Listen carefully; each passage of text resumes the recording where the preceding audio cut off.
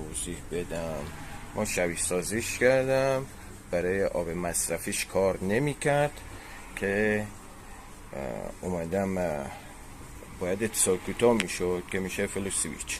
حالا فل سویچ کار نمی کرد، اومدم با یه دونه ولوم پخش یه 90 ثانی بهش دادیم، یعنی حالت قطع و فل سویچش حالت رله داره، باید هی قطع و بس کنه مغناطیسی. من اومدم یه دونه ولوم پخش زدم که وقتی میچرخونی حالت قطع و بس، اما 5 ولت قطع و بس میکنه، به برد میده. من اینو زدم که با دل روشنش میکنم که پمپ آب و شیر گاز میاد توی مدار. یه امتحانش هم بکنیم.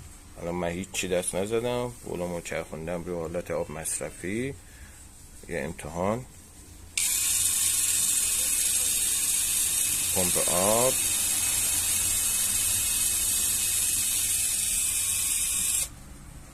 خاموش. دوباره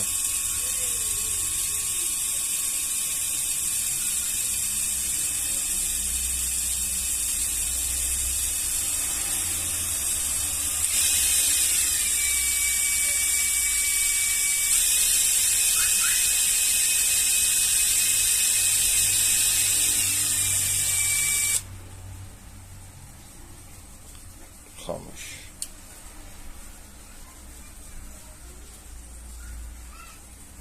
خب اینجا چیز رو وصل کردم، حواسم نبود کلید پرشر وصله، من قطعش کنم تا باقیشم بیاد تو مدار. خب اینجا یه تست دوباره، این درسته. حالا دوباره روشنش میکنیم،